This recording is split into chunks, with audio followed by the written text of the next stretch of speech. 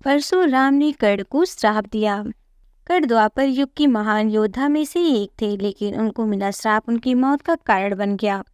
कर्ण को उनके जीवन काल में दो श्राप मिले थे। पहला श्राप उनके गुरु भगवान परशुराम ने दिया था, जबकि दूसरा श्राप एक ब्राह्मण ने दिया था। कर्ण को बचपन से ही धनुर्धर बनने की चाहत थी, लेकिन सूत पुत्र होने के कारण उन्हें शिक्षा नहीं देते थे। जब वह धनुर्विद्या सीखने के लिए गुरु द्रोणाचार्य के पास जाते तो वह भी कर्ण के सूत पुत्र होने के कारण उसे धनुर्विद्या देने से मना कर देते हैं। इससे कर्ण निराश होकर भगवान परशुराम के पास पहुंच जाते हैं, लेकिन भगवान परशुराम भी सिर्फ ब्राह्मणों को ही विद्या देते थे।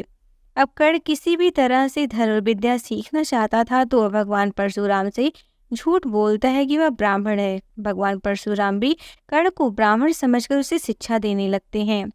जब कर्ण की शिक्षा खत्म होने वाली होती है तब एक दिन उनके गुरु भगवान परशुराम दोपहर के समय कर्ण की जांघ पर सिर रखकर आराम कर रहे होते हैं। थोड़े समय बाद वहाँ एक बिच्छू आता है जो कर्ण की जंघा पर काट लेता है। अब कर्ण सोचता है कि अगर वह ये बिच्छू को हटाने की कोशिश करता तो परशुराम की नींद टूट जाएगी, इसलिए वह बिच्छू को हटाने की बजाय उसे डंक मारने देता है। कर्ण काफी समय तक बिच्छू के डंक से होने वाले दर्द को सहता रहता है।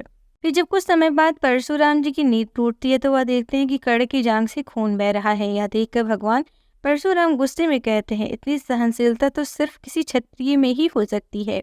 तुमने मुझसे झूठ बोलकर ज्ञान हासिल किया है, इसीलिए मैं तुम्हें श्राप देता हूँ कि जब भी तुम्हें मेरी दी हुई विद्या की सबसे ज्यादा जरूरत होगी उस समय वह काम नहीं आएगी। इससे निराश होकर कर्ण अपने गुरु से कहता है कि वह स्वयं नहीं जानता कि वह किस वंश और कुल का है। ऐसे में वह सारी बातें अपने गुरु परशुराम को बताते हैं। यह जानने के बाद भगवान परशुराम को श्राप देने पर पछतावा होता है, लेकिन दिया हुआ श्राप वापस नहीं लिया जा सकता था, इसीलिए वह विजय धनुष कर्ण को वरदान के रूप में देते हैं। इसके बाद कर्ण भगवान परशुराम के आश्रम से विदा लेते हैं।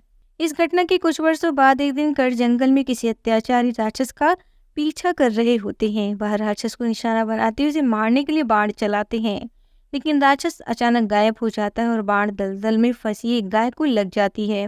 बाण लगने से गाय की वहीं मौत हो जाती है। उस गाय का स्वामी एक ब्राह्मण होता है जो गाय की दुर्दशा देख कर्ण को वहीं पर श्राप देता है। श्राप में ब्राह्मण कहता है कि जिस तरह तुमने एक असहाय गाय को मारा है, ठीक उसी तरह एक दिन तुम्हारी भी मृत्यु होगी।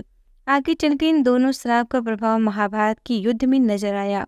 युद्ध के दौरान कर्ण की रथ का पहिया दलदल में फंस जाता है। जब कर्ण उसे निकालने के लिए रथ से उतरता है तभी अर्जुन बाण चला देता है, जिससे कर्ण की मृत्यु हो जाती है।